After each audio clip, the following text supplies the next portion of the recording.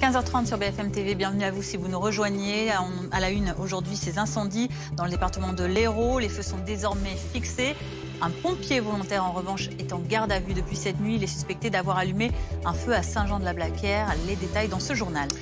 Des incendies également en Ardèche. La préfecture parle de 3 foyers d'ores et déjà identifiés. Là aussi, la piste criminelle est privilégiée. Les détails, bien sûr, dans un instant. Les ports ukrainiens ont repris le travail après la signature samedi d'un accord avec la Russie sur les exportations de céréales, aussitôt violée par un bombardement russe à Odessa. La situation semble en passe d'être débloquée.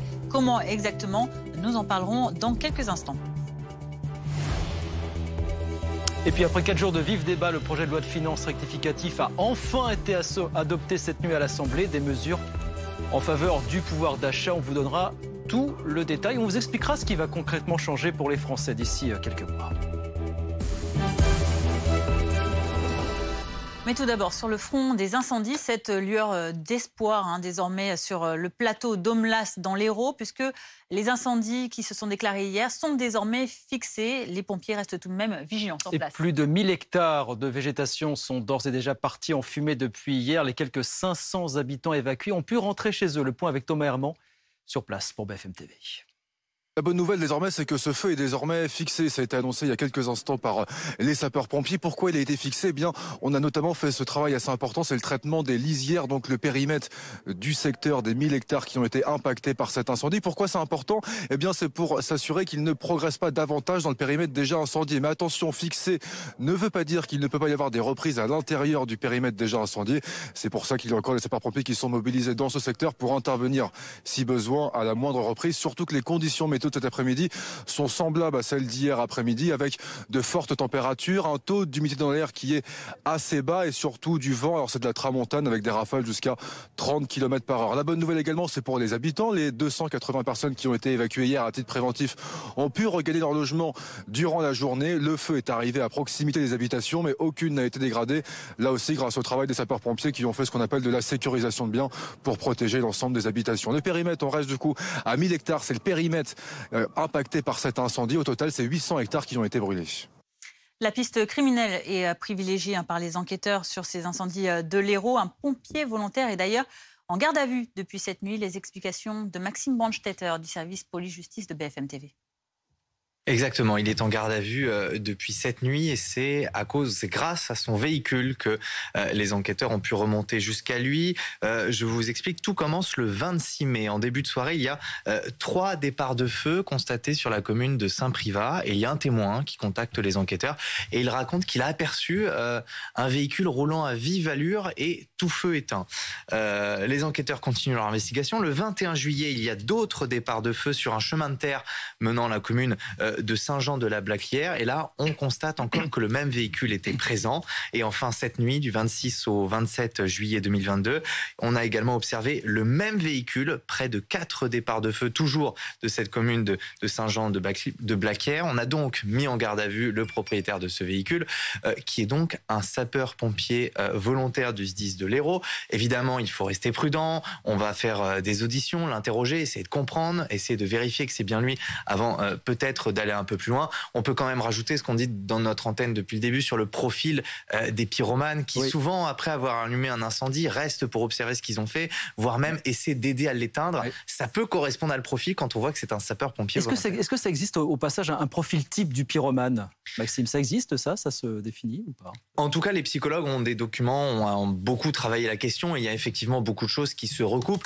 On peut résumer, un pyromane, c'est quelqu'un qui a du mal à comprendre et à gérer ses émotions et qui les exprime en allumant des incendies. Souvent, les pyromanes sont dans un état de stress assez fort avant de commettre un incendie et ils éprouvent une certaine jouissance lorsqu'ils l'allument. Ce sont donc des profils qui se recoupent. Souvent, comme on l'expliquait, ils peuvent rester près des endroits où ils ont allumé le feu. Ils peuvent essayer d'aider. On a notamment début juillet, il y a un jeune de 18 ans qui a été arrêté après avoir allumé plusieurs feux.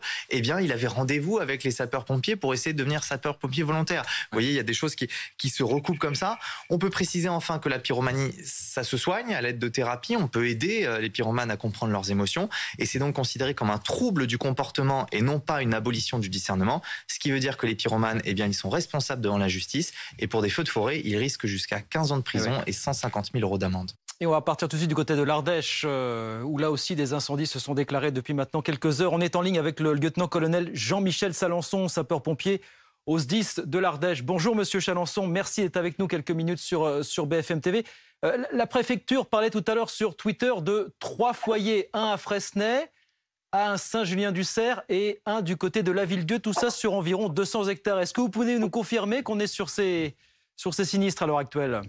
Alors, ce que je peux vous confirmer, bonjour, ce que je peux vous confirmer, c'est que c'est bien ces 3 communes qui ont été impactées en fin de matinée par des départs de feu multiples. Pour ce qui concerne le feu sur la commune de Saint-Julien-du-Cerf, donc il est maîtrisé. Le feu sur la commune de Freycinet est en passe également d'être maîtrisé, il ne progresse plus. Par contre, le feu sur la commune de Lussas, qui a dès à présent touché d'autres communes comme La Ville-Dieu, Saint-Privat et qui est en train d'arriver sur la commune de Vaugué, n'est pas du tout maîtrisé à l'heure où on se parle. Alors, ça veut dire qu'il y a encore combien d'hommes, de sapeurs-pompiers mobilisés sur place pour tenter de maîtriser ce feu donc, du côté de Lussas, mais aussi pour tenter de continuer à fixer les 2 autres incendies? Alors, sur les 2 autres incendies, Saint-Julien-du-Cerf en particulier, il reste une petite vingtaine de sapeurs-pompiers. Le gros des troupes est concentré sur le feu qui a débuté sur la commune de Lussas. On est de l'ordre de 350 sapeurs-pompiers à l'heure actuelle. Et on a encore environ 150 sapeurs-pompiers qui nous arrivent d'autres départements, en particulier du sud, qui viennent nous prêter main forte parce que ce feu n'est fixé. Est-ce que des particuliers ont d'ores et déjà été évacués, Monsieur Chalençon, ou vont l'être dans les prochaines minutes?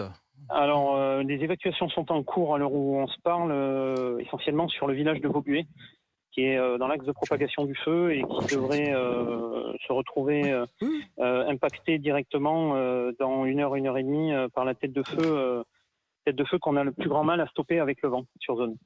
Merci beaucoup Jean-Michel Chalençon d'avoir fait le point avec nous sur cette situation, donc sur ces incendies en Ardèche. Je rappelle que vous êtes sapeur-pompier au SDIS du département. Bonjour Olivier Amran, vous êtes Bonjour. Président du département de l'Ardèche. Quelles sont les informations dont vous disposez de votre côté à l'heure actuelle ? Les mêmes que celles que vous a annoncées le lieutenant Chalençon, à part qu'il y a eu plusieurs feux simultanés depuis quelques heures maintenant, puisqu'on est au total près de 7, via la communication qu'on a en lien avec le SDIS et les élus locaux.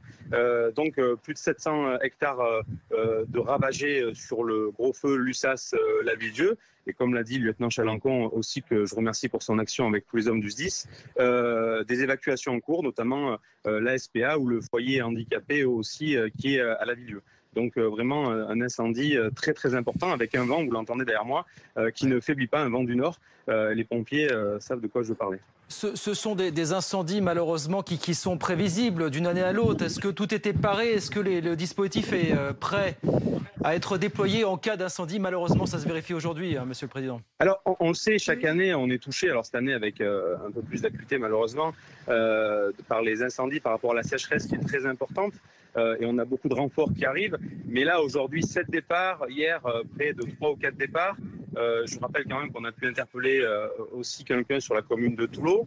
Là, une interpellation a eu lieu il y a un peu plus d'1 heure aussi dans le sud Ardèche. Donc, il y a une piste criminelle qui est privilégiée. Et je le dis devant vous ici parce que j'ai les éléments. Et donc, là aussi, c'est important de rappeler, bien sûr, les gestes de civisme.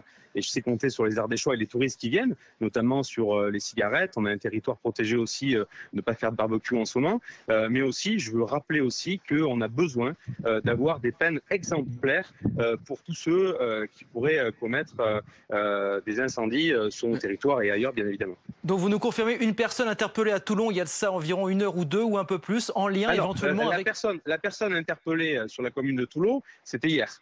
Donc là aussi, c'est plusieurs années qu'il y a eu un départ de feu, il a été maîtrisé, la personne a été interpellée, une personne a été interpellée, bon, il y a son innocence bien évidemment, et on a eu sur le gros feu à Lussas et La Ville-Dieu aussi une interpellation, donc quand on croise des informations avec les services de gendarmerie et le SDIS, on sait que potentiellement il y a une piste criminelle qui est privilégiée. Merci beaucoup Olivier Amran d'avoir précisé donc la situation sur ces communes concernées donc par, vous le disiez, 7 départs de feu. C'est bien ça désormais dans votre département. Je rappelle que vous êtes président donc du département de l'Ardèche. 15h38 sur BFM TV en France, toujours politique, et l'adoption à l'Assemblée nationale cette nuit enfin du projet de loi de finances rectificative. Ça a été très long, ça s'est terminé cette nuit à 4h du matin. Il y a eu beaucoup de sujets de discorde aujourd'hui encore, notamment un amendement qui était censé apporter 500 millions d'euros supplémentaires de pensions de retraite. Le gouvernement a demandé à ce qu'il soit revoté, à ce qu'on revote. Ça n'est pas passé une deuxième fois. Yael Kahn, Johan Cherfi et Milan Argelas. Après plusieurs jours de délibération, le projet de loi de finances rectificative a été voté cette nuit à l'Assemblée nationale. Un texte adopté grâce aux voix de la majorité présidentielle et des Républicains. Aux alentours de 3h du matin, les députés du Rassemblement national avaient choisi de quitter l'hémicycle, refusant de participer au vote. Nous partons, nous souhaitions nous abstenir. Visiblement, le gouvernement et la majorité ne souhaitent pas que les débats puissent se poursuivre de façon sereine. Donc nous annonçons ici le fait que nous ne souhaitions pas valider ce PLFR. C'était notre souhait. La raison de cette colère, un imbroglio autour de l'article 8 du projet de loi. Hier, en fin de journée, les députés votent contre l'avis du gouvernement, une revalorisation supplémentaire de 500 millions d'euros pour les pensions de retraite. Au milieu de la nuit, le ministre de l'économie, Bruno Le Maire, demande une seconde délibération. L'amendement de réécriture du gouvernement est finalement adopté sous les applaudissements de la majorité. Pendant que les oppositions crient au scandale. Monsieur le ministre, la seconde délibération, c'est le match retour du mauvais perdant. Vous êtes à l'instant des mauvais perdants et vous ne pratiquez pas le jeu démocratique. Nous avons revalorisé les pensions de retraite de 4%, que cela représente un effort de l'État de 5 milliards d'euros, 10 fois plus que cet amendement. Et les retraités de France savent que l'endettement public pèse sur leurs enfants et leurs petits-enfants. Ils sont plus responsables que vous. À présent, place à la navette parlementaire. Le projet de loi de finances rectificative doit désormais être examiné au Sénat avant de revenir à l'Assemblée nationale. 15h40 à suivre sur BFM TV. Nous parlerons de la situation en Ukraine avec cette bonne nouvelle puisque la marine ukrainienne a annoncé dans l'après-midi que les exportations de céréales allaient pouvoir recommencer probablement rapidement, que le travail avait repris en tout cas dans les 3 principaux ports du pays. Tous les détails dans notre prochaine édition, juste après quelques petites minutes de pause. À tout de suite. Découvrez BFM Alsace, la dernière des chaînes régionales de BFM. Bienvenue sur BFM Alsace. Et au total, 10 chaînes locales à votre service. Bienvenue dans la plus belle région de France. La plus gastronomique, la plus ensoleillée, la plus nature de France, la plus chaleureuse, la plus capitale des régions de France. Trafic, météo, transport, culture. Simplifiez-vous la vie avec les chaînes locales de BFM. Et bientôt, BFM Normandie.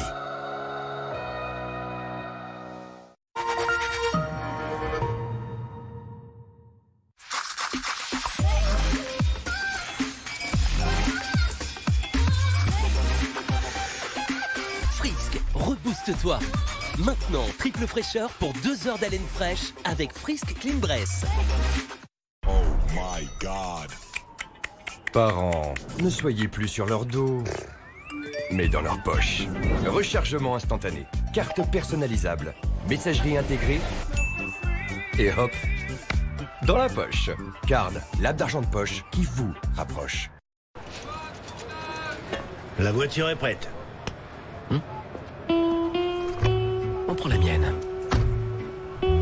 C'est pas mon genre. Ah, décapotable.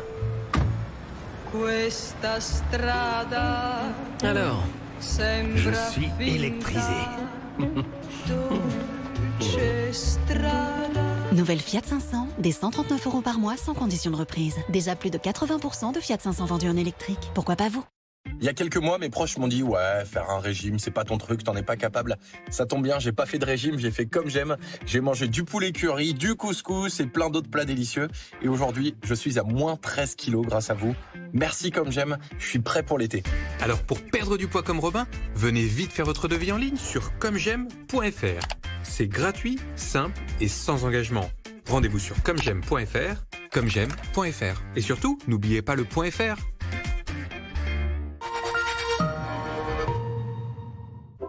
Hop, hop, hop. Oui, toi, là. Toi qui mets toujours 1 heure pour choisir. Toi qui veux toujours du rab. Toi qui saoule tout le monde avec tes légumes. Et surtout toi, qui n'as jamais eu les mêmes goûts que tes parents. Wow! Tu t'es cru chez Flunch?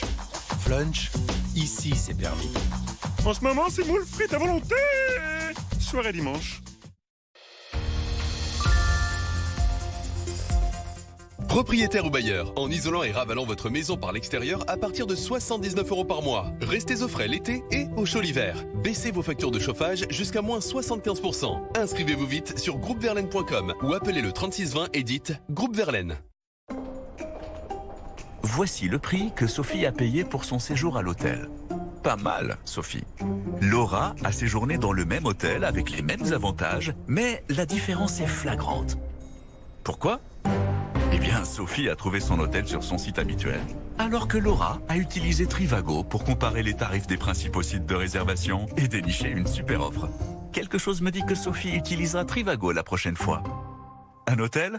Trivago. Magnifique. Magnifique.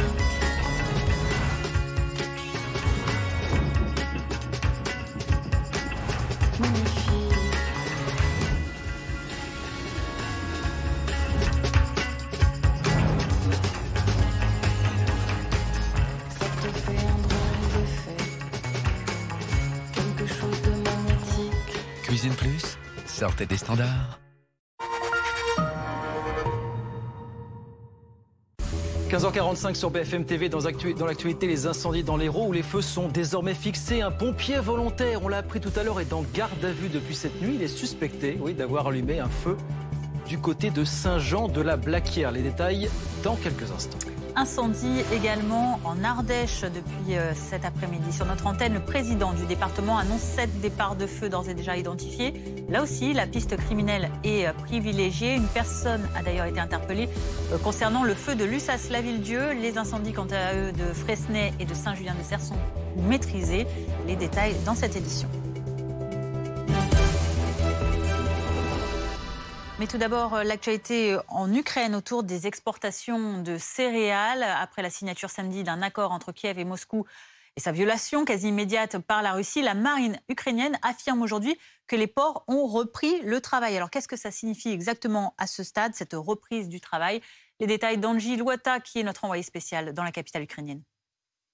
On n'en est toujours pas au stade du chargement des cargos, mais que le travail a repris, cela signifie que des hydrographes, des experts également en sécurité maritime se penchent sur les itinéraires qui seront privilégiés dans les prochains jours pour pouvoir exporter les différentes céréales qui sont actuellement disponibles et bloquées dans les ports de la mer Noire. Et puis deuxième signal positif, celui de l'ouverture de ce centre de coordination à Istanbul qui sera en charge de regarder que justement les cargos ne transportent que des céréales et rien d'autre, pas d'armes par exemple. Pourquoi c'est extrêmement important? Je vous propose de le regarder, de le lire, de le sentir également à travers le témoignage d'un Français qui est agriculteur installé en Ukraine depuis près de 13 ans. Nous l'avons rencontré avec Caroline Bertolino.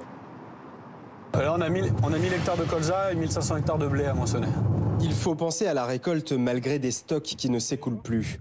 Depuis le début de la guerre, Florian n'a pu exporter que 400 tonnes de céréales sur 7000. Son espoir, la réouverture des ports de la mer Noire. Si ce canal-là ne réouvre pas, de toute façon, on restera toujours qu'à 20-30% des capacités d'export du volume ukrainien qui était exporté l'année dernière.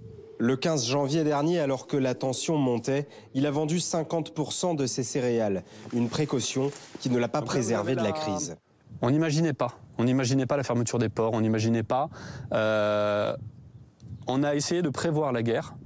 Et à aucun moment, tout ce qu'on avait prévu ne s'est réalisé. Un homme qui a mis sa famille à l'abri en France lorsque la Russie terrifiait le nord de l'Ukraine. Revenu début avril, il sait que la menace plane toujours. On est 200 km sous la frontière biélorusse. Donc on a un œil attentif à ce qui se passe en Biélorussie, puisque du jour au lendemain, il pourrait y avoir une invasion. Une incertitude permanente qui ne fait pour autant pas fuir l'entrepreneur. On a beaucoup de salariés ici qui travaillent père et fils. On les a recrutés un à un, on les a formés un à un. On n'a pas créé cette ferme et on n'a pas semé les terres en se disant de toute façon, du jour au lendemain, en 6 mois, on peut tout abandonner et tout laisser derrière nous. Parmi la cinquantaine de salariés de Florian, 11 sont actuellement au front, mobilisés pour défendre leur pays. 15h48 sur BFM TV, la recette avec un chef, notre chronique de l'été. C'est Roselyne Dubois qui est en cuisine aujourd'hui. Devinez ce qu'elle nous cuisine. Elle est dans la cuisine du Georges V, elle nous prépare une bonne tarte au sucre. Regardez. Votre programme avec Jean de Confiance. Annonce de location de vacances, immobilier, babysitting. La confiance est notre différence.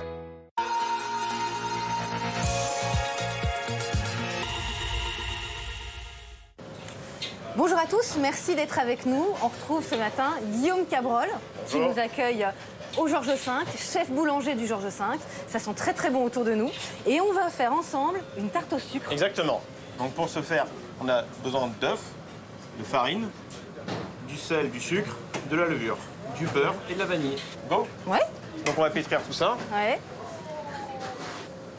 Et attends Guillaume, parce que tout le monde n'a pas un pétrin comme ça à la maison, ça prend la moitié de la cuisine déjà. Alors. Comment on fait si on n'a même pas, dans l'idéal on a au moins un robot, voilà, un petit KitchenAid. On met tout dedans. Ouais. Si c'est pas le cas, à la main. Ah oui, carrément à la main. À la main, on peut le faire à la main. Ça prend un peu plus de temps, comme ça de la peut pâte à tarte. Exactement, voilà, c'est un peu plus fatigant, mais ça marche. Voilà, à peu près. Ouais, moi je trouve que ça ressemble. Mon gros pâton, ça fait... Mais je dois avoir les mains trop chaudes, il faut aller plus vite. Ah oui. Voilà. Là, on va les laisser se reposer une demi-heure au froid et on va les abaisser au léminoir. D'accord, donc ça veut dire les aplatir. Quoi, exactement. Voilà. Essayez de bien centrer. Et ben c'est parfait, impeccable. Donc maintenant, on va mettre à pousser. Oui. Donc pousser, c'est lever, fermenter, quoi. Exactement. Donc là, on va la mettre dans une chambre de pousse. Si on n'en a pas, on a un four éteint pour fermer avec un peu d'eau chaude. D'accord. La pâte a poussé pendant 90 minutes. On la laisse reposer une demi-heure au froid. D'accord. Il faut simplement mettre de la dorure. Du jaune d'œuf, tout bêtement. Exactement. Donc on en met partout. Un petit peu de sucre par-dessus. D'accord. Comme ça. Et là, pour le coup, tu vas faire des trous. C'est vraiment, si on fait très, c'est pas gênant. Je fais régulier, quoi. Exactement, toujours régulier. On va mettre un petit peu de beurre. Super, merci.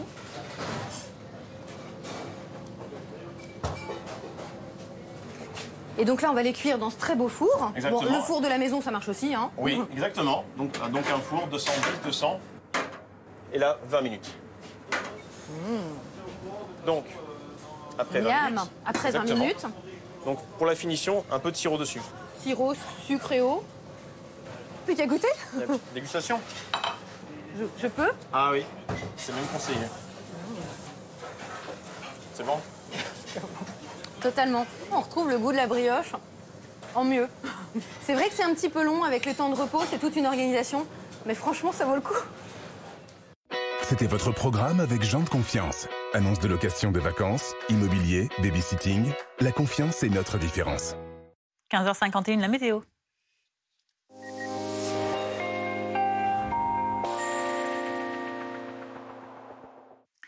C'est une bien belle journée encore aujourd'hui. Il va falloir en profiter avant une prochaine dégradation. Voici l'anticyclone qui protège encore la France. Et c'est vrai qu'on a quelques nuages qui s'invitent ici sur le nord-ouest. Alors on a un dégradé, mais vous le voyez, c'est quand même une très belle journée sur la plupart des pays et toujours pas d'eau. Les températures, elles fraîchissent quand même sur l'ouest, tandis qu'elles restent chaudes sur le sud-est. 22 degrés, c'est la minimale à Brest ou encore à Cherbourg. Jusqu'à 34 degrés cet après-midi sur les Bouches-du-Rhône. Et puis demain, un petit changement va s'amorcer avec ces nuages qui vont arriver donc par le nord-ouest et qui vont gagner ensuite progressivement une bonne partie nord-ouest du pays. Localement, quelques gouttes dans l'après-midi sur la Bretagne, mais aussi sur les Charentes-Maritimes. On aura aussi quelques coups de tonnerre attendus en soirée sur les Pyrénées. Et puis le vent qui va changer de direction, un vent marin qui devrait apporter d'ailleurs un peu d'humidité, c'est pas plus mal. Quelques coups de tonnerre et des averses également sur les Alpes. Les températures, elles seront encore fraîches sur le nord-ouest et ce petit 10 degrés à Aurillac, mais déjà 25 à Nice. Et puis dans l'après-midi, eh bien ça va monter à la faveur du soleil, bien sûr, avec des valeurs comprises entre 23 degrés sur le nord-ouest jusqu'à 33 degrés, même 35 degrés en vallée du Rhône. La suite, eh bien ça s'annonce plutôt pas super avec cette dégradation orageuse qui va gagner les régions allant des Pyrénées jusqu'aux Alpes à partir de vendredi. La météo avec Citia Immobilier. Pour tous vos projets, pensez Citia Immobilier, bien chez soi.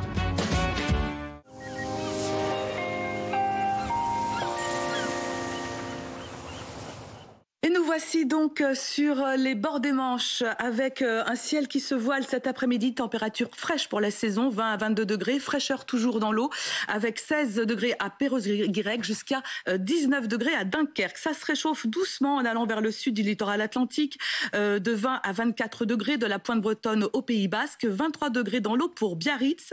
Alors autour du golfe du Lion et du Bouches-du-Rhône, soleil et 31 à 33 degrés sur le sable, 25 à 27 dans l'eau.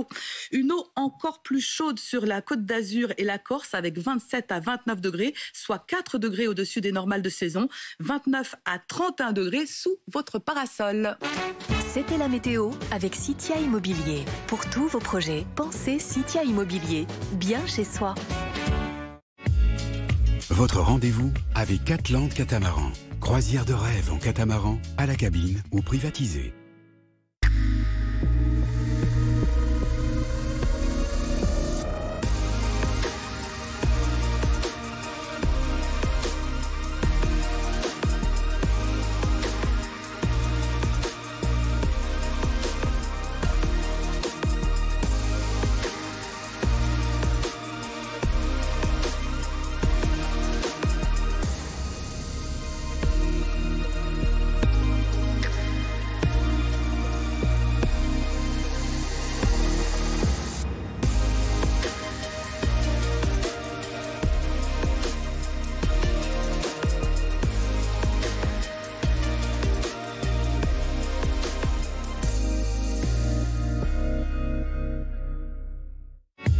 C'était votre rendez-vous avec Catland Catamaran. Croisière de rêve en catamaran, à la cabine ou privatisée.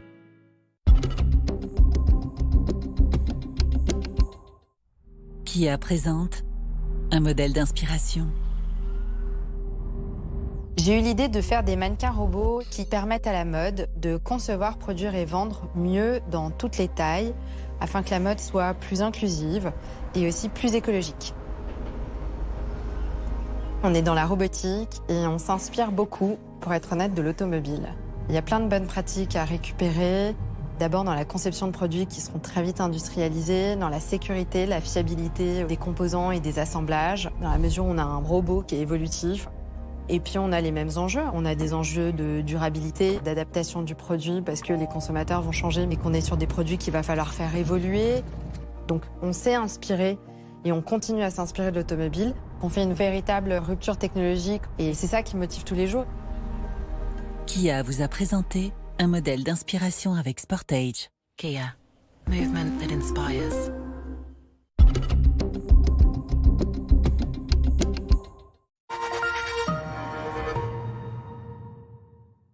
Là, c'est bien Adriana Carambeu. Et là, c'est bien le logo Comme J'aime.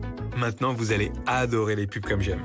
Comme J'aime a déjà aidé plus de 500 000 clients à retrouver leur poids bien-être. Alors pourquoi pas vous? Alors testez la première semaine. Vous ne paierez que si vous êtes satisfait. Vous n'avez rien à perdre à part vos kilos. Vous pouvez tester la première semaine. Vous ne paierez que si ça vous plaît et si vous souhaitez continuer. Rendez-vous sur commej'aime.fr. Commej'aime.fr. Hé, ça roule? Oui, je viens de chez Profil Plus. Pneus, vidange, frein. Je suis comme neuve. Et toi? Moi, je viens de changer les pneus d'un vrai poids lourd. Laurent Routier. La classe. Bon, faut que je file. À plus. Profil Plus. Bien plus que des pneus. Chez Profil Plus, jusqu'à 120 € remboursés ou vos pneus offerts. Un gagnant par jour.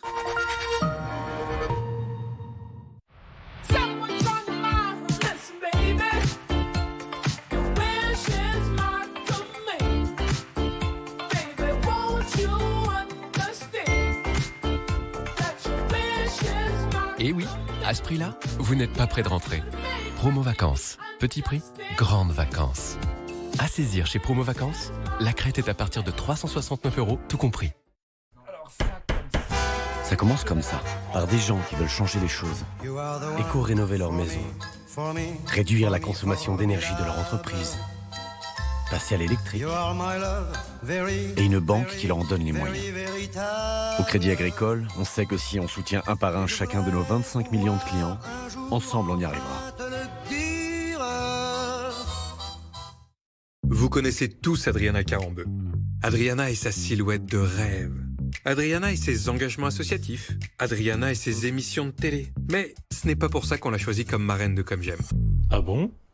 C'est pourquoi?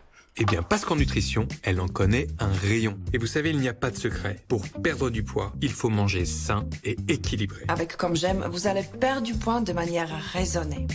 Alors, rendez-vous sur commej'aime.fr. commej'aime.fr. Voici le prix que Sophie a payé pour son séjour à l'hôtel. Pas mal, Sophie. Laura a séjourné dans le même hôtel avec les mêmes avantages, mais la différence est flagrante. Pourquoi? Eh bien, Sophie a trouvé son hôtel sur son site habituel, alors que Laura a utilisé Trivago pour comparer les tarifs des principaux sites de réservation et dénicher une super offre. Quelque chose me dit que Sophie utilisera Trivago la prochaine fois. Un hôtel? Trivago.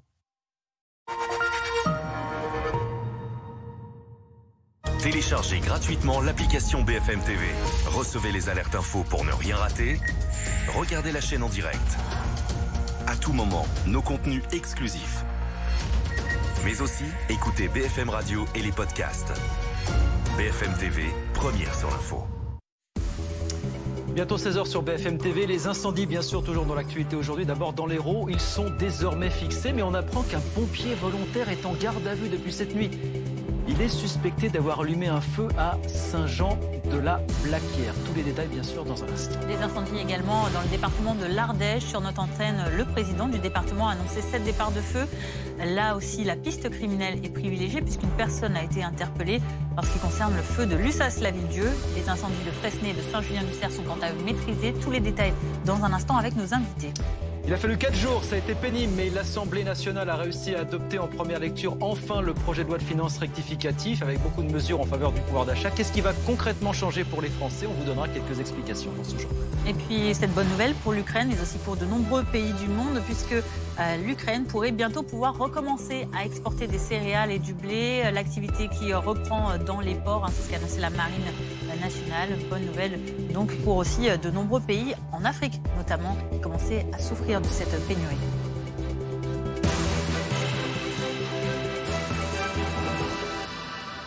On va repartir tout de suite dans le département de l'Hérault où les nouvelles sont un petit peu meilleures puisque les feux qui sévissaient depuis hier sont désormais fixés. Stéphanie Senati. C'est un paysage noirci, entièrement calciné que découvre le lieutenant-colonel Éric Riguet ce matin. L'incendie n'était pas loin puisqu'il était juste ici là. Et donc il était stoppé à temps parce que ce qu'on pouvait craindre c'est qu'il y ait des sautes de feu qui fait que le feu pourrait sauter ici et se diriger vers l'autoroute. Désormais, 24 heures après ces départs de feu, les pompiers sont un peu plus rassurés. Donc on continue les opérations telles que je vous le disais. Le feu est à présent fixé. Maintenant on fait une traitement actif de la lisière et c'est très compliqué avec la reprise du vent, avec l'ensemble des éléments thermiques que l'on a en ce moment, de pouvoir continuer à maîtriser l'ensemble de l'incendie.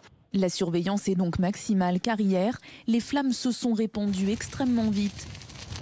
En quelques heures seulement, elles ont parcouru pratiquement 1000 hectares de garrigues et de forêts. Donc le feu est arrivé ici de manière très virulente hier, un peu avant la tombée de la nuit. Il a bassé ici. Il a descendu donc cette colline et nous l'avons intercepté juste un peu plus bas, à la tombée de la nuit, grâce à l'action des Dash qui ont largué du retardant, et puis aussi également le vent qui est tombé un peu. Et en fait, les pompiers ont pu le stopper en bas pour éviter la propagation sur les habitations qui sont un peu plus loin. Une course contre la montre en pleine nuit. Dans la pénombre, sans relâche, 650 pompiers ont lutté contre les flammes. Et vers 2h30 du matin, ils ont enfin réussi, sinon à maîtriser, au moins à stabiliser la situation. Par chance, aucune victime n'est à déplorer, aucune habitation n'a été touchée. Une enquête a été ouverte pour déterminer l'origine de ces 2 incendies. Un homme, un pompier volontaire, a été placé en garde à vue. Et donc la piste criminelle qui est privilégiée dans cette enquête, un pompier volontaire en garde à vue. Les explications de Maxime Brandstetter du service police-justice de BFM TV. Exactement, il est en garde à vue depuis cette nuit et c'est grâce à son véhicule que les enquêteurs ont pu remonter jusqu'à lui. Je vous explique, tout commence le 26 mai. En début de soirée, il y a 3 départs de feu constatés sur la commune de Saint-Privat et il y a un témoin qui contacte les enquêteurs et il raconte qu'il a aperçu un véhicule roulant à vive allure et tout feu éteint. Les enquêteurs continuent leur investigation. Le 21 juillet, il y a d'autres départs de feu sur un chemin de terre menant la commune de Saint-Jean-de-la-Blaquière. Et là, on constate encore que le même véhicule était présent. Et enfin, cette nuit, du 26 au 27 juillet 2022, on a également observé le même véhicule près de 4 départs de feu, toujours de cette commune de Saint-Jean-de-Blaquière. On a donc mis en garde à vue le propriétaire de ce véhicule, qui est donc un sapeur-pompier volontaire du SDIS de l'Hérault. Évidemment, il faut rester prudent. On va faire des auditions, l'interroger, essayer de comprendre, essayer de vérifier que c'est bien lui avant peut-être d'aller un peu plus loin. On peut quand même rajouter ce qu'on dit dans notre antenne depuis le début sur le profil des pyromanes qui souvent, après avoir allumé un incendie, restent pour observer ce qu'ils ont fait, voire même essayer d'aider à l'éteindre. Ça peut correspondre à le profil quand on voit que c'est un sapeur-pompier. Est-ce que ça existe au passage un profil type du pyromane, Maxime? Ça existe ça se définit ou pas? En tout cas, les psychologues ont des documents, ont beaucoup travaillé la question et il y a effectivement beaucoup de choses qui se recoupent. On peut résumer, un pyromane, c'est quelqu'un qui a du mal à comprendre et à gérer ses émotions et qui les exprime en allumant des incendies. Souvent, les pyromanes sont dans un état de stress assez fort avant de commettre un incendie et ils éprouvent une certaine jouissance lorsqu'ils l'allument. Ce sont donc des profils qui se recoupent. Souvent, comme on l'expliquait, ils peuvent rester près des endroits où ils ont allumé le feu. Ils peuvent essayer d'aider. On a notamment début juillet, il y a un jeune de 18 ans qui a été arrêté après avoir allumé plusieurs feux. Eh bien, il avait rendez-vous avec les sapeurs-pompiers pour essayer de devenir sapeur-pompier volontaire. Vous voyez, il y a des choses qui se recoupent comme ça. On peut préciser enfin que la pyromanie, ça se soigne à l'aide de thérapie. On peut aider les pyromanes à comprendre leurs émotions. Et c'est donc considéré comme un trouble du comportement et non pas une abolition du discernement. Ce qui veut dire que les pyromanes, eh bien, ils sont responsables devant la justice. Et pour des feux de forêt, ils risquent jusqu'à 15 ans de prison et 150 000 € d'amende. Voilà pour la situation du côté de l'Hérault. Et puis l'Ardèche, on le disait, plusieurs départs de feu depuis la fin de la matinée. On va en parler avec le lieutenant-colonel Jean-Michel Chalancon qui est avec nous, qui était déjà avec nous. Rebonjour, monsieur Chalancon, merci d'être avec nous, sapeur-pompier au SDIS de l'Ardèche. Tout à l'heure, c'est le président de votre département qui nous parlait. Alors, c'est ce qu'il nous disait, lui, de 7 départs de feu, dont certains seraient déjà maîtrisés, notamment du côté de Fresnay, de Saint-Julier-de-Serres. Est-ce que vous pouvez nous confirmer ces informations, monsieur Chalancon? Alors, ce que je peux vous confirmer à l'heure où on se parle, c'est que 2 des feux, alors pour le premier qui est situé sur la commune de Saint-Julien-du-Cerf, il est effectivement maîtrisé. Celui sur la commune de Fresnay l'est également, donc les opérations de noyage se poursuivent sur ces 2 feux. Ce que précisait tout à l'heure le président du département, c'est le nombre de mises à feu, qui pour certaines se sont rejoints, en particulier sur le feu de Lussas, la Ville-Dieu, où de notre côté, semble-t-il, nous en avons comptabilisé 5. Donc 5 mises à feu qui ont convergé toutes, j'allais dire, pour se rejoindre et faire qu'un seul et même feu contre lequel on lutte actuellement et qui n'est absolument pas maîtrisé. Et donc justement, ça c'est le feu de Lussas-la-Ville-Dieu, c'est bien ça, qui est toujours, lui, hors de contrôle à l'heure actuelle? Alors il est toujours actif, je n'emploierai pas le terme hors de contrôle, puisqu'il y a certaines parties du feu quand même que nous avons stoppées en termes de propagation et que nous maîtrisons. C'est la partie la plus devant du feu, donc la tête de feu dans notre jargon, que nous ne maîtrisons pas à l'heure actuelle compte tenu du vent qu'on a sur zone, un vent établi à 30-40 km/h avec des rafales à 60 km/h environ, qui nous pose d'énormes difficultés. Ce que nous disait aussi le président de votre département, c'est qu'une personne apparemment avait d'ores et déjà interpellé. Est-ce que ça aussi, vous pouvez nous le confirmer en ce moment? Je suis dans l'incapacité de vous confirmer cette information et il faudrait que vous preniez contact avec la gendarmerie. Est-ce que beaucoup de personnes ont été évacuées d'ores et déjà sur les différentes communes qui sont concernées? Alors il y a quelques habitations qui ont été évacuées au départ de feu sur la commune de Lussas. L'essentiel des évacuations se concentre actuellement sur la commune de Vaugué, donc qui est dans l'axe de propagation du feu et qui risque d'être impacté dans les heures qui viennent. Très brièvement, Jean-Michel Chalancon, pouvez-vous nous donner un peu la situation en termes de météo? Est-ce que vous êtes gêné par des vents cet après-midi, par la chaleur? Dans quelles conditions les sapeurs-pompiers sur place travaillent? Alors on est dans des conditions météorologiques qui ne nous sont pas favorables. Je vous parlais d'un vent dominant, un vent du nord qui devrait s'estomper pour s'arrêter ensuite en début de nuit. et qui devrait à nouveau se rétablir en début de matinée. Les conditions dans lesquelles les sapeurs-pompiers interviennent, je vous les laisse imaginer, avec une chaleur relativement importante, plus le rayonnement du feu, c'est des conditions d'intervention qui sont particulièrement difficiles. Merci beaucoup, lieutenant-colonel. Merci d'avoir été avec nous quelques instants encore. Le lieutenant-colonel Jean-Michel Chalancon, donc sapeur-pompier au SDIS Ardèche, avec nous sur BFM TV. Bonjour Antoine Alberti, on est en contact avec vous. Vous êtes le maire de la commune de Vaugué. Je ne sais pas si je prononce correctement en Ardèche. Vous y êtes là. Vous y êtes pour une fois qu'il y a des personnes qui ne font pas d'erreur à Vaugué. C'est bien. On essaye, voilà. Félicitations. Merci. Expliquez-nous la situation sur votre commune. Elle est concernée par ces incendies. Alors, une partie de vos habitants a été évacuée, c'est ça ?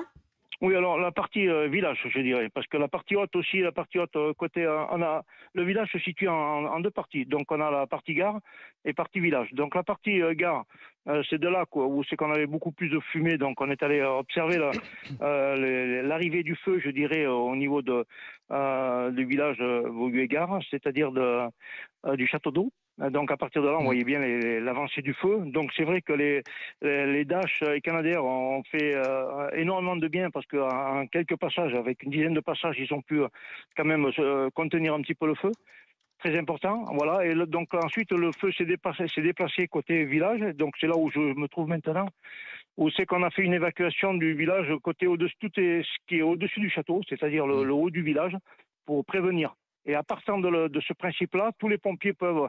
il faut savoir que Vaugué, donc à partir de là où a démarré le feu, donc côté Lussas, il arrive côté Lavilledieu, tout ça. Donc ensuite, on a une falaise. Donc c'est que des rochers sur 30 ou 40 mètres de haut. Et donc il faut que ça sorte tout ça. Et donc dessous, on a toute une rampe de pompiers qui, s'il y a un problème, donc arriveront à contenir le feu à cet endroit-là. Oui. Mais nous, on préfère prévenir, comme on dit, prévenir que guérir.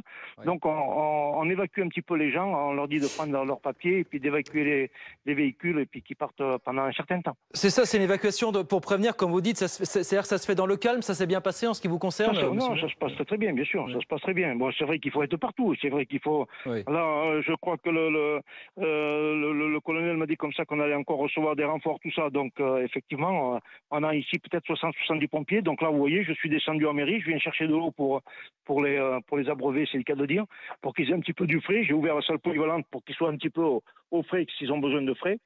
Et puis mettre aussi en même temps de l'eau qui puisse se désaltérer. Monsieur Alberti, ça concerne combien de personnes, d'habitants, ces évacuations, et où est-ce qu'ils sont pris en charge? Nous, c'est pas énorme. Il y a quelques je dirais, allez, je vais dire une bêtise, si ça a une cinquantaine, entre 50 et 100 personnes. Et allez, vous les avez mis à l'abri où? Mais là, moi, personnellement, j'ai eu Madame le maire de la NAS, qui est Marie-Christine Durand, qui nous a proposé la salle des fêtes à la NAS, qui est un village voisin, qui est à 5-6 km à vol d'oiseau. Donc, eux, ils peuvent partir là-haut. Donc, ils sont au moins en sécurité au niveau des fumées et tout ça. Donc, entre communes, donc j'ai même monsieur Jean-Yvon Mauduit, donc de Roche-Colombe, la commune de Roche-Colombe voisine aussi, pareil, qui m'a offert un petit peu son aide. Donc, vous voyez que même entre nous, maires, on est quand même assez très solidaires. Et ça fonctionne relativement bien. Bon, tout le monde est en sécurité, c'est le principal à l'heure actuelle. C'est exactement ça. Merci beaucoup. Merci, monsieur le maire. Merci d'avoir été avec nous. Et vous aussi, bon courage pour les prochaines heures qui seront bien sûr déterminantes. Antoine Alberti, le maire de Vaugué dans l'Ardèche, avec nous sur BFM TV cet après-midi. 16h11 sur BFM TV. Et cette bonne nouvelle, puisque le chômage en France a encore continué de baisser au deuxième trimestre. C'est Pôle emploi qui l'a indiqué ce matin. À la fin du mois de juin, le nombre de demandeurs d'emploi inscrits en catégorie A avait baissé de 0,8% par rapport à la fin mars. On parle dans cette catégorie A des demandeurs d'emploi qui n'ont pas du tout travaillé. Ça représente un peu moins de 27 000 personnes. Et puis en France, toujours, il a fallu 4 jours pour y arriver. Ça s'est terminé péniblement à 4 heures du matin. Mais ça y est, les députés ont enfin voté les dernières mesures en faveur du pouvoir d'achat à l'Assemblée. Il faudra voir bien sûr ce que modifie le Sénat. Ça serait notre histoire. En tout cas, qu'y a-t-il dans ce qui a été voté cette nuit à l'Assemblée? On voit tout ça avec Valentin Demey. Le ministre de l'économie l'assure, ce projet de loi de finances rectificative va redonner du pouvoir d'achat aux Français. L'objectif de ce texte, je le rappelle, c'est le pouvoir d'achat des Français. Et c'est trouver le bon équilibre entre protéger ce pouvoir d'achat et protéger nos finances publiques. La mesure sans doute la plus concrète pour redonner du pouvoir d'achat aux Français, c'est la suppression de la redevance qui finance l'audiovisuel public. L'exécutif estime que la suppression de cet impôt rendra aux Français 138 € par an, une mesure qui concernera près de 23 millions de foyers. Autre mesure symbolique, les députés ont voté en faveur d'un amendement qui permettra aux employés de convertir en salaire les RTT non utilisés, une mesure qui inquiète la NUPES. On a vu qu'on monétisait même maintenant les jours de RTT non pris, ce qui est extraordinaire. Je trouve qu'on est sur un système libéral que Macron avait déjà commencé, mais on enclenche encore une vitesse et c'est très très inquiétant pour les salariés de notre pays. L'Assemblée nationale a aussi acté le rehaussement du plafond des heures supplémentaires. Désormais, elles seront défiscalisées à hauteur de 7 500 € contre 5 000 € auparavant. Concernant l'énergie, le bouclier tarifaire sera toujours effectif jusqu'à la fin de l'année. La hausse des prix de l'électricité reste plafonnée à 4% et les prix du gaz sont toujours gelés à leur niveau d'octobre 2021. La remise sur le carburant passera elle à 30 centimes dès septembre, contre 18 centimes jusqu'à présent. Enfin, l'Assemblée nationale s'est prononcée en faveur d'une renationalisation à 100% d'EDF, une opération à 9,7 milliards d'euros destinée à sortir le groupe de son ornière financière et industrielle. L'actualité à l'étranger à présent et en Ukraine, on va sans doute pouvoir désormais recommencer rapidement à exporter des céréales. C'est en tout cas ce qu'a affirmé la marine ukrainienne, puisqu'elle a dit tout à l'heure que le travail avait repris dans les principaux ports du pays, celui d'Odessa notamment, qui avait été bombardé, on vous le rappelle, le week-end dernier par l'armée russe. Et on va continuer à en parler avec Dominique Marie. Rebonjour Dominique, c'est une bonne nouvelle pour l'Ukraine et puis pour beaucoup de pays, des pays africains notamment, qui attendent de pouvoir recommencer à recevoir des céréales, du blé, qui souffre vraiment des pénuries de céréales depuis un certain temps maintenant. Oui, effectivement, c'est le cas d'un certain nombre de pays du Maghreb, je pense à la Tunisie notamment, c'est le cas d'autres pays, je pense à l'Égypte aussi à côté, qui reçoit près de 80% de céréales en provenance de la Russie et d'Ukraine. Alors évidemment, on imagine que les autorités égyptiennes sont heureuses de voir que le processus avance après cet accord qui a été passé entre l'Ukraine et la Russie sous la houlette de l'ONU et de la Turquie qui a joué les médiateurs. Alors, effectivement, Kiev annonce que des employés sont désormais au travail sur le port d'Odessa, mais ça ne veut pas dire qu'il y a des bateaux qui sont en ce moment, des cargos en train d'être chargés, pas du tout. Pour l'instant, ce sont des hommes qui réfléchissent à définir des routes, parce qu'il va falloir passer évidemment par la mer Noire, sauf que la mer Noire elle est occupée d'une certaine manière aujourd'hui par les navires de guerre russes qui continuent de tirer un certain nombre de missiles en direction de l'Ukraine, les sous-marins aussi, il y a des mines aussi, donc c'est pas évident, il va falloir définir des routes, c'est ce à quoi ils sont en train de s'atteler en ce moment, ça va prendre un certain temps pour définir ces routes. La bonne nouvelle, c'est que de l'autre côté, en Turquie, a été inauguré le centre opérationnel qui va gérer en fait ces différentes rotations de bateaux qui vont se faire entre l'Ukraine et la Turquie, qui va servir en fait de plateforme de déchargement et de chargement. Ce centre a été ouvert, reste plus maintenant qu'il soit occupé par les personnes qui vont le piloter, à savoir un Russe, un Ukrainien, un Turc et un représentant de l'ONU pour chapeauter cette organisation. Alors évidemment, on sait qu'il y a des suspicions toujours, notamment du côté russe. On sait qu'il va y avoir des contrôles qui vont être opérés sur ces bateaux. Ça a été une de leurs demandes à l'occasion de cet accord, pour pas qu'il y ait parce qu'ils craignent qu'en fait que ces bateaux qui repartiraient à vide depuis la Turquie ou d'autres pays, eh bien puissent charger par exemple des cargaisons d'armes en direction de l'Ukraine. Donc ces bateaux seraient contrôlés. Et puis voilà comment ça va se passer. Donc c'est vrai que c'est important de le faire parce que on sait qu'il y a pas loin de 25 millions de tonnes de céréales qui sont actuellement en souffrance en Ukraine et qui sont attendus par un certain nombre de pays. On imagine que les premiers bateaux qui pourraient partir devraient le faire d'ici 1 à 2, peut-être 3 semaines au maximum, en direction des pays qui attendent effectivement ces céréales avec impatience. Merci beaucoup, Dominique. Merci. Tout de suite, la chronique éco. Votre programme avec Jean de Confiance. Annonce de location de vacances, immobilier, babysitting. La confiance est notre différence. Votre programme avec Hiscox, l'assureur des TPE et des indépendants. Et comme on vous connaît très bien, on sait que ça va vous plaire.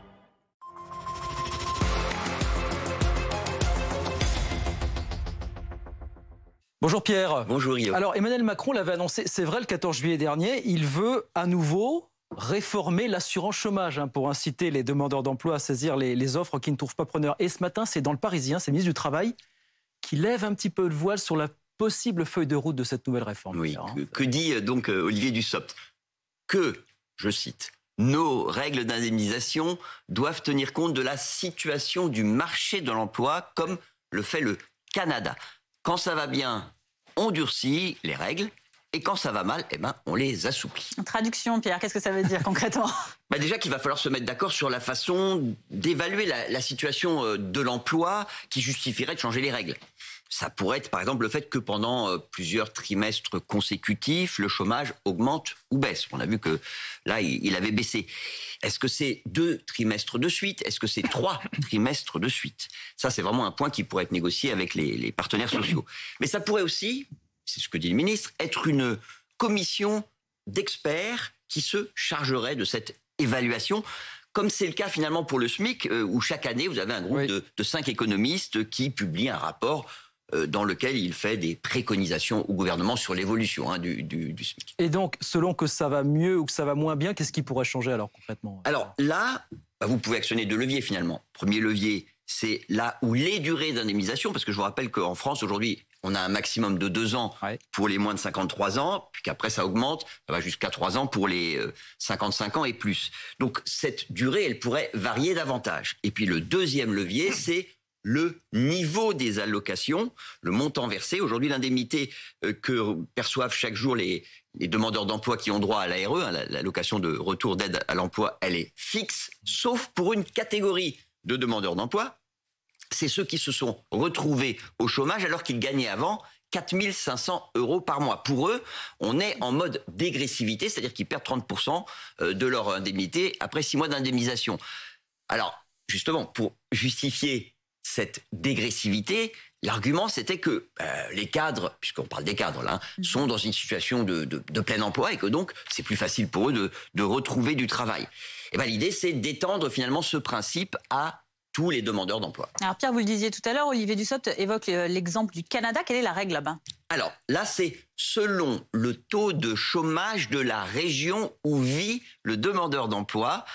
Vous avez donc d'un côté la durée d'indemnisation qui va varier. Alors elle va varier du simple au triple. C'est pas rien. Ça voudrait dire, si on faisait pareil en France, que on aurait entre 1 année et 3 années d'indemnisation. Et puis alors il y a le calcul de ce que va toucher le demandeur d'emploi. Je ne vais pas rentrer dans le détail parce que c'est horriblement compliqué. Mais disons, pour faire simple, que plus le chômage, le taux de chômage est bas, plus le calcul est défavorable, si j'ose dire, aux chômeurs. Bon, tout ça, ça donne finalement un cadre de ce que le gouvernement aimerait mettre en place. Mais vraiment, on n'en est qu'aux prémices de cette réforme qui, je le répète, est souhaitée par le chef de l'État. C'était votre programme avec Jean de Confiance. Annonce de location de vacances, immobilier, babysitting. La confiance est notre différence. C'était votre programme avec Hiscox, l'assureur des TPE et des indépendants. Et comme on vous connaît très bien, on sait que vous voulez la suite. C'est les vacances et on va partir du côté de Lyon à la découverte du plateau d'Izeron où on peut exercer, vous allez voir, pas mal d'activités de plein air. On peut aussi prendre un peu le frais puisqu'on est à 700 mètres d'altitude sur place et ce n'est pas négligeable. Reportage de Damien Charton avec Camilla Giudice. Votre programme avec Citia Immobilier. Pour tous vos projets, pensez Citia Immobilier. Bien chez soi.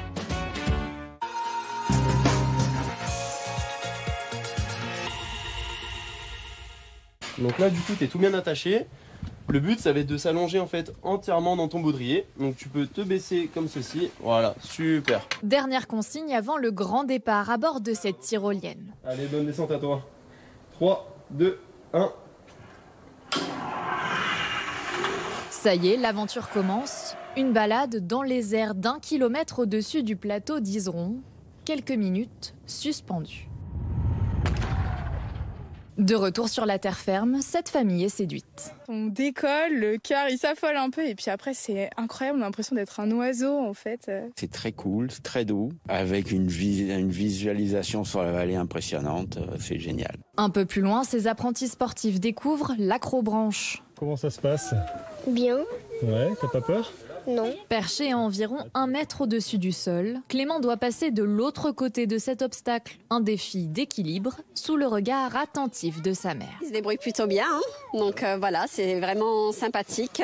Ces parcours ludiques, ça leur permet vraiment de passer de très bonnes vacances et puis voilà, de bien s'amuser et se dépenser. Sur le site, 19 parcours d'acrobranche plus ou moins difficiles sont proposés aux grimpeurs. Ce que j'ai préféré, c'est le saut de Tarzan. C'est celui qui fait un peu plus peur, donc c'est plus drôle, quoi.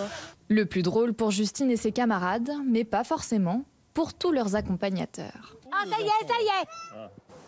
Ah, ça y est. Ouais, moi, ça me fait la trouille, c'est tout. C'était votre programme avec Citia Immobilier. Pour tous vos projets, pensez Citia Immobilier. Bien chez soi.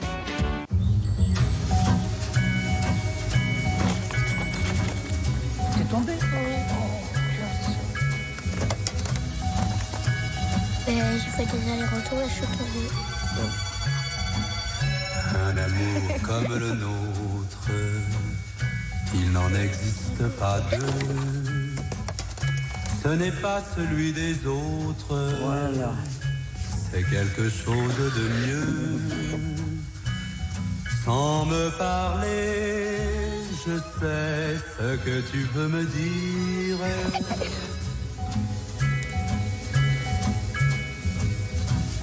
Pour se protéger, il y a des gestes qui comptent. Contre le Covid-19, une deuxième dose de rappel est recommandée dès 60 ans pour les femmes enceintes, les personnes à risque de faire une forme grave et leur entourage.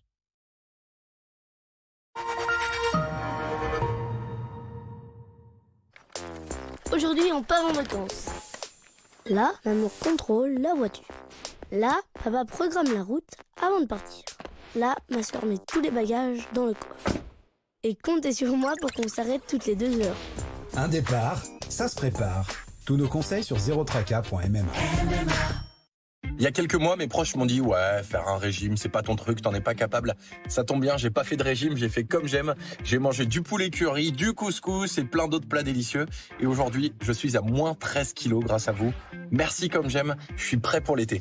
Alors pour perdre du poids comme Robin, venez vite faire votre devis en ligne sur commej'aime.fr. C'est gratuit, simple et sans engagement. Rendez-vous sur commej'aime.fr, commej'aime.fr. Et surtout, n'oubliez pas le .fr.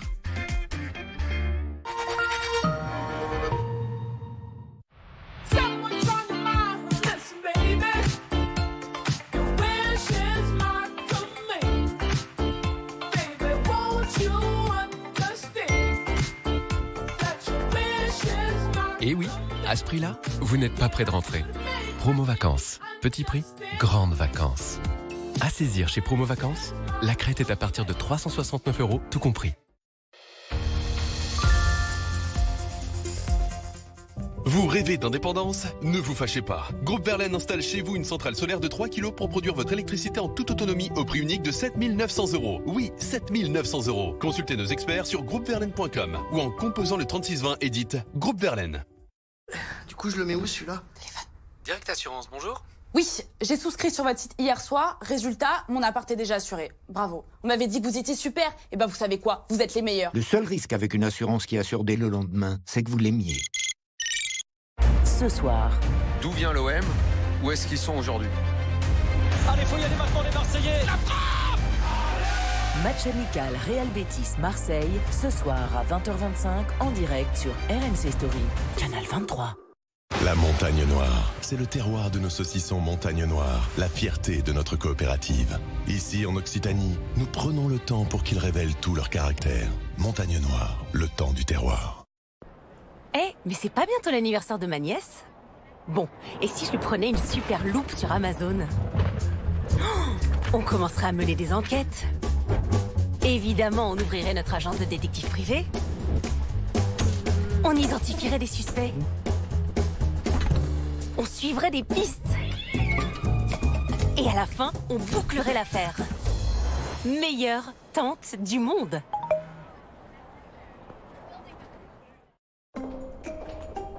Voici le prix que Sophie a payé pour son séjour à l'hôtel.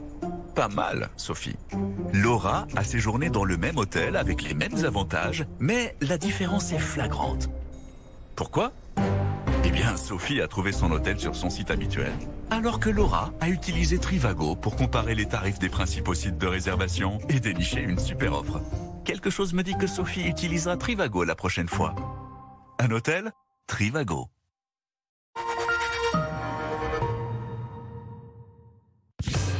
La météo avec Vredestein, expert du pneu 4 saisons depuis près de 30 ans.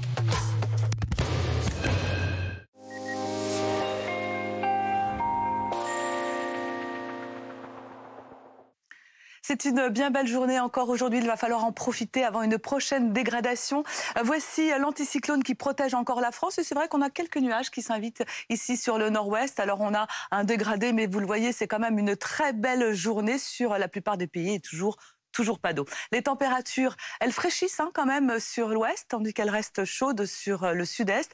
22 degrés, c'est la minimale à Brest ou encore à Cherbourg, jusqu'à 34 degrés cet après-midi sur les Bouches-du-Rhône. Et puis demain, un petit changement va s'amorcer avec ces nuages qui vont arriver donc par le nord-ouest et qui vont gagner ensuite progressivement une bonne partie nord-ouest du pays. Localement, quelques gouttes dans l'après-midi sur la Bretagne, mais aussi sur les Charentes-Maritimes. On aura aussi quelques coups de tonnerre attendus en soirée sur les Pyrénées. Et puis le vent qui va changer de direction, un vent marin qui devrait apporter d'ailleurs un peu d'humidité, c'est pas plus mal. Quelques coups de tonnerre et des averses également sur les Alpes. Les températures, elles seront encore fraîches sur le nord-ouest et ce petit 10 degrés à Aurillac, mais déjà 25 à Nice. Et puis dans l'après-midi, eh bien ça va monter à la faveur du soleil, bien sûr, avec des valeurs comprises entre 23 degrés sur le nord-ouest jusqu'à 33 degrés, même 35 degrés en vallée du Rhône. La suite, eh bien ça s'annonce plutôt pas super, avec cette dégradation orageuse qui va gagner les régions allant des Pyrénées jusqu'aux Alpes à partir de vendredi. C'était la météo avec Bredestein, expert du pneu 4 saisons depuis près de 30 ans. 16h30 sur BFM TV, ravi de vous retrouver si vous nous rejoignez. À la une de l'actualité, ces incendies. Tout d'abord dans l'Hérault, où les feux sont désormais fixés. C'est la bonne nouvelle, mais à cause du vent, les pompiers restent toujours inquiets et vigilants sur place pour les prochaines heures. Les détails dans cette édition.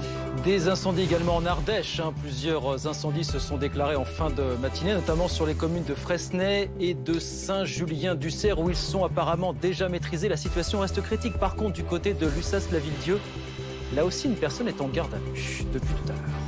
La Russie a commencé un nouveau type de guerre mondiale hybride. Deuxième étape de la tournée africaine d'Emmanuel Macron, le président qui, après le Cameroun hier, est aujourd'hui au Bénin et qui, comme la veille, n'a pas manqué de critiquer la position de la Russie en Afrique. Les enjeux de ce déplacement dans quelques minutes avec Dominique Marie et Alexis Cuvillier.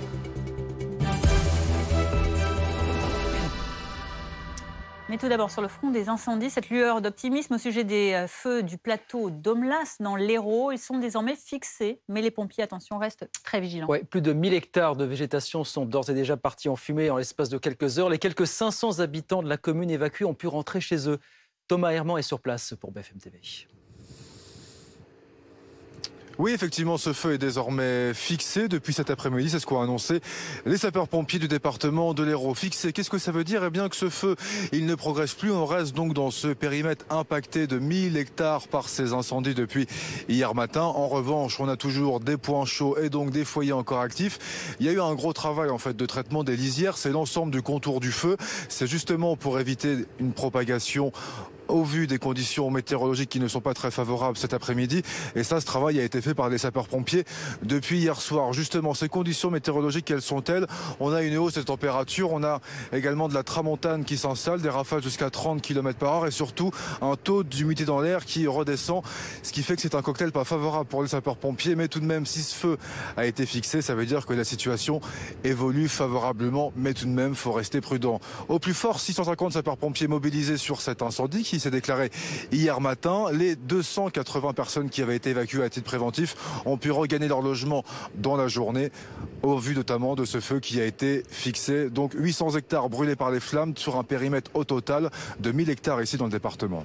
Merci Thomas Herman, en direct donc de l'Hérault avec Paul Digeot pour BFM TV. Dans ce secteur, la piste criminelle est privilégiée par les enquêteurs. Par ailleurs, un pompier volontaire est en garde à vue dans le cadre d'un précédent départ de feu.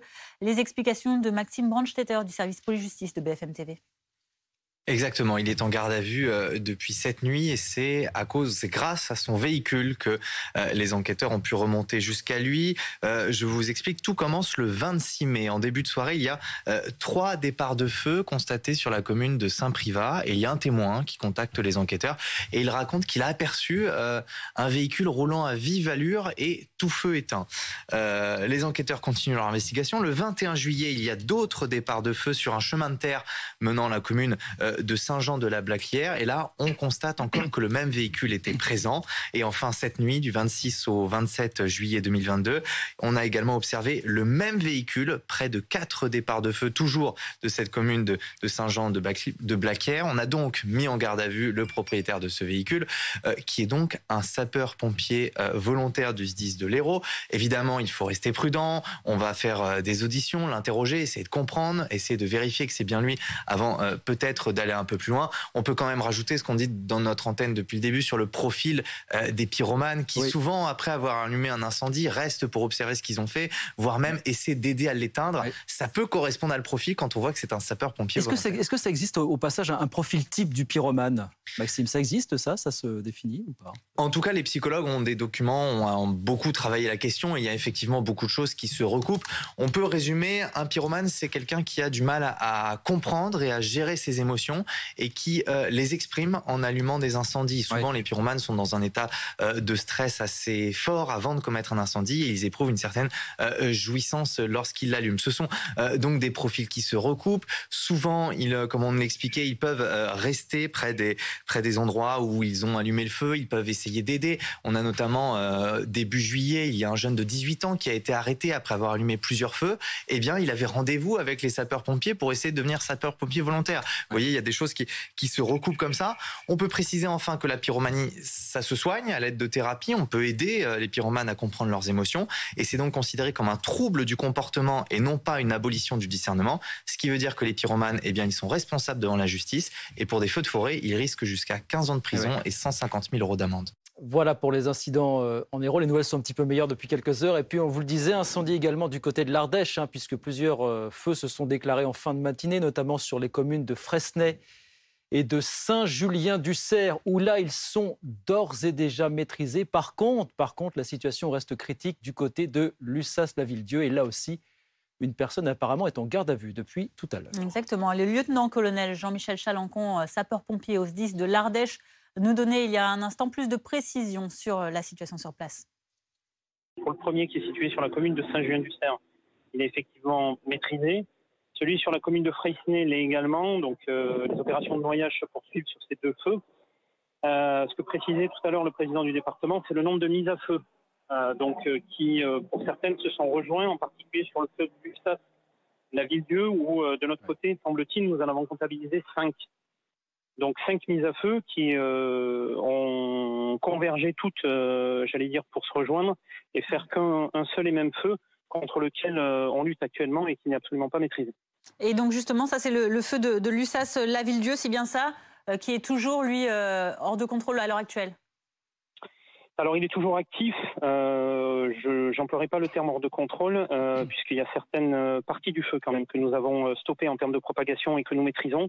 C'est la partie la plus devant du feu, donc la tête de feu dans notre jargon, que nous ne maîtrisons pas à l'heure actuelle compte tenu du vent qu'on a sur zone, un vent établi à 30-40 km/h avec des rafales à 60 km/h environ, qui nous pose d'énormes difficultés. Ce que nous disait aussi le président de votre département, c'est qu'une personne apparemment avait d'ores et déjà interpellé. Est-ce que ça aussi, vous pouvez nous le confirmer en ce moment? Je suis dans l'incapacité de vous confirmer cette information et il faudrait que vous preniez contact avec la gendarmerie. Est-ce que beaucoup de personnes ont été évacuées d'ores et déjà sur les différentes communes qui sont concernées?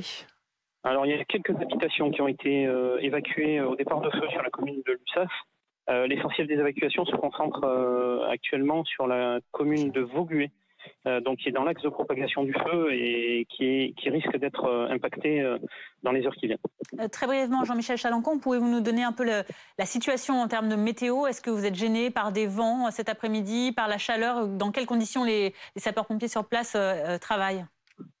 Alors on est dans des conditions météorologiques qui ne nous sont pas favorables. Je vous parlais d'un vent dominant, un vent du nord qui devrait s'estomper pour s'arrêter ensuite en début de nuit. Et qui devrait à nouveau se rétablir en début de matinée. Les conditions dans lesquelles les sapeurs-pompiers interviennent, je vous les laisse imaginer, avec une chaleur relativement importante, plus le rayonnement du feu, c'est des conditions d'intervention qui sont particulièrement difficiles. 15h36 sur BFM TV, on en vient à la visite d'Emmanuel Macron qui se poursuit en Afrique. Il est au Bénin à l'heure actuelle. Il vient d'ailleurs de donner une conférence de presse à Cotonou avec le président du Bénin, Patrice Talon. On va en parler ici avec nos deux experts, Alexis Cuvillier et Dominique Marie. On va d'abord écouter une petite phrase d'Emmanuel Macron il y a quelques instants. Petite phrase qui n'est pas passé inaperçu. Écoutez. La Russie a commencé, au fond, un nouveau type de guerre mondiale hybride. C'est ça la réalité. Et elle a décidé que l'information, l'énergie et l'alimentation étaient des instruments militaires mis au service d'une guerre impérialiste continentale contre l'Ukraine. Voilà comment je vais qualifier dans les termes les plus crus ce qui se passe aujourd'hui. La Russie a lancé une offensive contre l'Ukraine. C'est une guerre territoriale qu'on pensait disparue du sol européen. C'est une guerre du début du XXe, voire du XIXe siècle. Les propos les plus crus, nous dit le président donc depuis le Bénin. Dominique Marie, c'est sensiblement le même message qu'il a délivré hier au Cameroun. Oui, avec un président qui décrit la Russie comme l'une des dernières puissances coloniales. Ça paraît étonnant parce que on pourrait plutôt penser à la France, avec son passé évidemment en Afrique. La Russie n'a pas cette histoire-là avec le continent africain. Évidemment, le président fait un peu de dialectique, mais on voit à quoi il fait référence. Il fait évidemment référence à cette guerre en Ukraine, à aussi à cette Russie qui, depuis maintenant un certain nombre d'années, cherche à gagner en influence en Afrique, surtout depuis qu'elle a perdu un certain nombre de partenaires et qu'elle est sanctionnée par les Occidentaux. Une Russie qui joue cette partition de la protection finalement d'indépendance et de la souveraineté des pays dont on parle et vers lesquels se dirige aujourd'hui Emmanuel Macron, alors qu'en face, la France et les pays occidentaux sont toujours suspects finalement d'une certaine forme de, à tort ou à raison d'ailleurs, de néocolonialisme. Alors Emmanuel Macron dit aux Africains finalement, ne vous trompez pas, la Russie est là pour gagner en influence, oui, ça c'est sûr, elle a le droit de le faire, après tout c'est de la diplomatie, mais elle n'est pas vraiment là pour aider les populations à faire germer notamment des démocraties dans ces pays. Et la menace hybride dont il parle, c'est aussi un peu ça. Alors il y a du soft power, très bien, on fait de la diplomatie, on rencontre des pays, on signe des accords, on fait venir des étudiants africains en Russie, pas de problème. Sauf qu'il y a aussi une lutte d'influence aussi, militaire, puisqu'on sait qu'il y a le groupe Wagner qui s'installe dans un certain nombre de pays.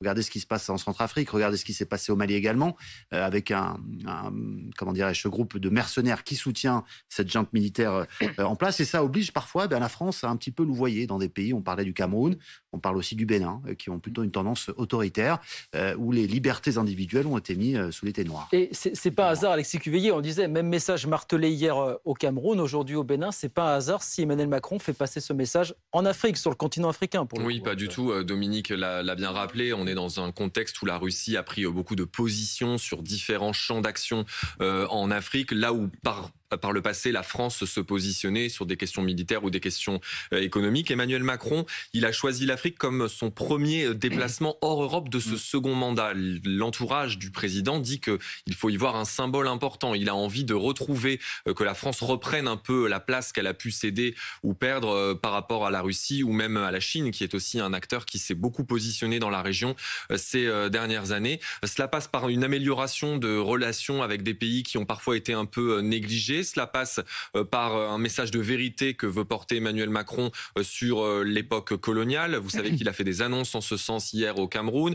Il vient au Bénin dans le cadre d'une restitution d'œuvres qui ont été volées au Bénin, qui s'appelait anciennement le Dahomey. Et c'est un enjeu très important de sa visite aujourd'hui dans ce pays. Et puis plus largement, là c'est quelque chose aussi qui s'était passé pendant le premier mandat. Emmanuel Macron veut étendre les zones d'influence de la France en Afrique. C'est la raison pour laquelle il visite demain la Guinée-Bissau. Oui. C'est la dernière étape de sa tournée. C'est pas forcément ce qu'on appelait le précaré français en Afrique, mais ça montre aussi la volonté de prendre de nouvelles positions dans des pays où la France était moins coutumière du fait. Merci beaucoup messieurs, Alexis Cuvillier et Dominique Marie avec nous cet après-midi. Et puis ça n'a absolument rien à voir, mais parce que c'est l'heure du goûter, ma recette avec un chef, et c'est Roselyne Dubois qui est en cuisine et pas n'importe où. Aujourd'hui, elle est dans les cuisines du Georges V à Paris. Devinez ce qu'elle nous prépare aujourd'hui. Une tarte au sucre, oui, paraît-il. Votre programme avec Jean de Confiance. Annonce de location de vacances, immobilier, babysitting. La confiance est notre différence.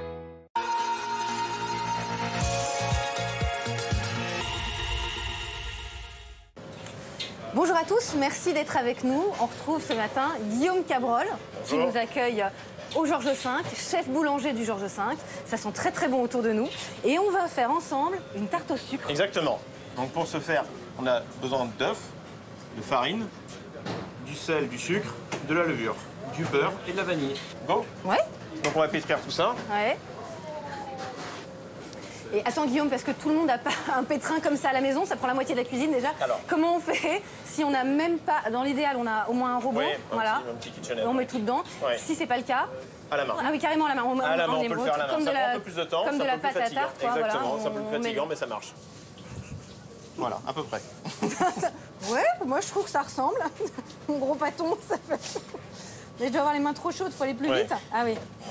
Là, on va les laisser se reposer une demi-heure au froid et on va les abaisser au léminoir. D'accord, donc ça vient les aplatir. Quoi, voilà. Exactement. Essayez de bien centrer. Et ben c'est parfait, impeccable. Donc maintenant, on va mettre à pousser. Oui. Donc pousser, c'est lever, Exactement. faire monter, quoi. Exactement. Donc là, on va la mettre dans une chambre de pousse. Si on n'en a pas, on a un four éteint pour faire avec un peu d'eau chaude. D'accord. La pâte a poussé pendant 90 minutes.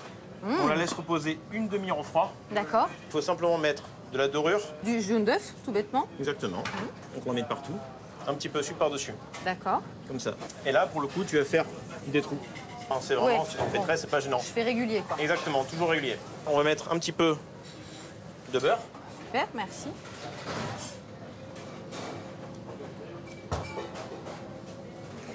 Et donc là, on va les cuire dans ce très beau four. Exactement. Bon, le four de la maison, ça marche aussi, hein. Oui, exactement. Donc un four, 210, 200. Et là, 20 minutes. Donc, après 20 Miam. minutes. Après 20 Exactement. minutes, Donc, pour la finition, un peu de sirop dessus. sirop, sucre et eau. Tu peux y goûter Dégustation. Je peux? Ah oui, c'est même conseillé. C'est bon? Totalement. On retrouve le goût de la brioche en mieux. C'est vrai que c'est un petit peu long avec les temps de repos, c'est toute une organisation. Mais franchement, ça vaut le coup. C'était votre programme avec Jean de Confiance. Annonce de location de vacances, immobilier, babysitting. La confiance est notre différence. Voilà, 16h43, c'est la fin du non-stop. Olivier Truchot vous rejoint dans quelques instants pour BFM Story. Et puis nous, on se retrouve demain dès 14h pour le non-stop, toujours sur BFM TV. Bonne journée. Bonne fin d'après-midi.